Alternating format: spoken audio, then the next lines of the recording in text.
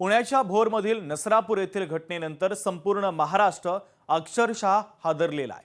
60 वर्ष नराधमानं चिमुकलीवर अत्याचार करत तिची अमानुषपणे हत्या केल्याने संपूर्ण राज्यभरात संतापाची लाट पसरलेली आहे। या घटनेनंतर मुख्यमंत्र्यांनी हा खटला फास्ट ट्रॅक कोर्टामध्ये अर्थात जलद गती न्यायालयामध्ये चालवला जाईल असं आश्वासन दिलं। मात्र खरंच जलद गती न्यायालय हे जलदपणे खटला चालून खटल्यातील दोषी आणि आरोपींवर तात्काळ कारवाई करतं का असा प्रश्न उपस्थित केला जातोय। कारण जळगाव जिल्ह्यातही गेल्या 3 वर्षांपूर्वी नसरापूरच्या घटनेप्रमाणेच 2023 मध्ये एक अशीच घटना घडली होती। या घटनेनंतर हा खटला सुद्धा फास्ट ट्रॅक अर्थात जलद गती न्यायालयामध्ये चालवला जाईल असं सांगण्यात आलं होतं। अद्यापही 7 वर्षांच्या चिमुकलेल्या पीडित कुटुंबियांना न्यायाची प्रतीक्षा असल्याचं समोर आलेलं आहे। याचा आढावा घेणारा खास रिपोर्ट आपण पाहूयात।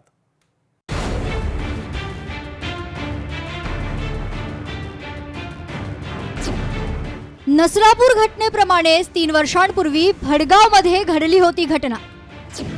2023 पासून मृत चिमुकलीच्या पीडित कुटुंबियांना न्यायाची प्रतीक्षा।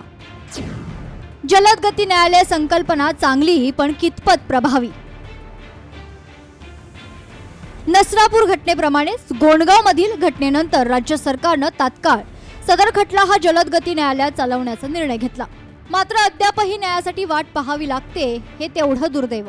कदाचित 7 वर्षाच्या चिमुरडीवर अत्याचार आणि हत्या करणाऱ्या नराधमाला तात्काळ शिक्षा झाली असती तर नसरापूरसह राज्यात इतर ज्या घटना घडल्या त्या घडल्या नसत्या आणि अनेक चिमुकलींचा जीव वाचला असता अशी भावना गोंडगाव येथील मयत चिमुकलीच्या कुटुंबियांनी व्यक्त केली आहे।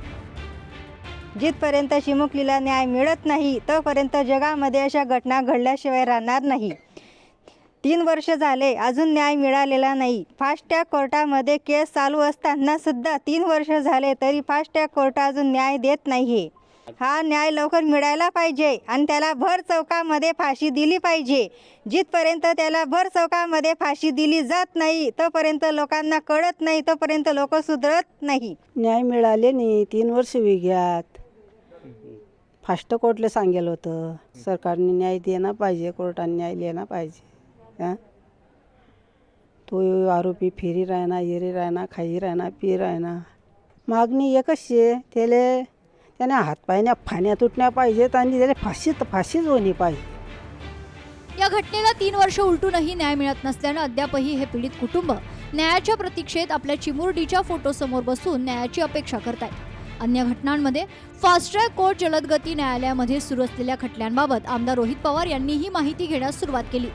याच पार्श्वभूमीवर गोंडगाव येथील पीडित कुटुंबियांची रोहित पवार यांनी भेट घेऊन पोलीस अधीक्षक आणि इतर न्याय व्यवस्थेकडून या प्रकरणाचा आढावा घेत 3 वर्षांपूर्वी जलद गती न्यायालयात सुरू असलेल्या या प्रकरणांमध्ये अद्यापही न्याय मिळत नसल्यानं खंत व्यक्त केली आहे। सगळीकडे चर्चा फास्ट ट्रॅक कोर्टचीच आहे।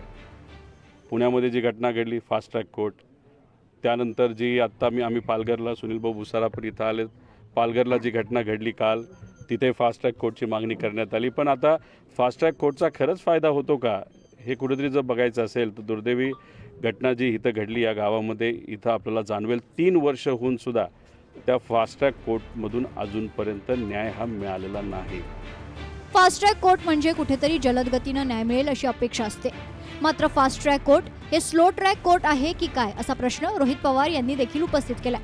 फास्ट ट्रॅक कोर्टमध्ये एकाच न्यायाधीशाकडून संपूर्ण खटल्याची शहानिशा आणि निकाल यांनी अपेक्षित असताना अशाच वेळी न्यायाधीशांची बदली होणं आणि परत नवीन न्यायाधीशांमार्फत ते प्रकरण चालवणं यामुळे वर्षानुवर्ष न्यायासाठी झगडावं लागत असून त्यामुळे एकाच न्यायाधीशामार्फत खटला पूर्ण होऊन तात्काळ त्यावर निकाल मिळावा अशी कायद्यात तरतूद व्हावी अशी मागणी देखील रोहित पवार यांनी केली आहे। फास्ट ट्रॅक कोर्ट हे फास्ट नाव असलं तरी बरेच लोक याला स्लो ट्रॅक कुठेतरी कोर्ट तिथं म्हणतात। म्हणजे एखादा जज तिथं आल्यानंतर खरं तर निकाल दिवस तर तो बदलला नाही पाहिजे। पण या मुलीच्या बाबतीत जी दुर्दैवाने मृत्यू पावली ती मुलगी, तिच्या केसच्या बाबतीत 2 जज येऊन गेलेले आहेत। म्हणजे आधीच्या जजनी सगळं ऐकलं आणि मग ते बदली होऊन गेल्या, आता दुसरे आले त्यांना परत सगळं सांगायचं। म्हणजे फास्ट ट्रॅकमध्ये एक जज आला, विषय संपला आणि पुढे जावा असं कुठेतरी आपण विचारात घेऊन कायदा आणला पाहिजे। एकीकडे नारी शक्ती कायद्यावरून राजकारण आणि आरोप प्रत्यारोप सुरू असताना मात्र प्रत्यक्षात नारी शक्ती कायदा लागू झाल्यास अशा घटनांमध्ये न्याय मिळण्यास विलंब होणार नाही असं मत देखील व्यक्त केलं जाते।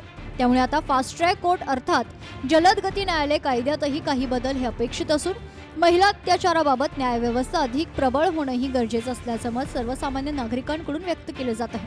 त्यामुळे जलद गती न्यायालय ही संकल्पना चांगली असती तरी ती कितपत प्रभावी ठरते यावर आता अनेक प्रश्न उपस्थित केले जात आहेत. सुमित देशमुख, लोकशाही मराठी, जळगाव. लोकशाही मराठी ऐका, पहा, जागरूक रहा.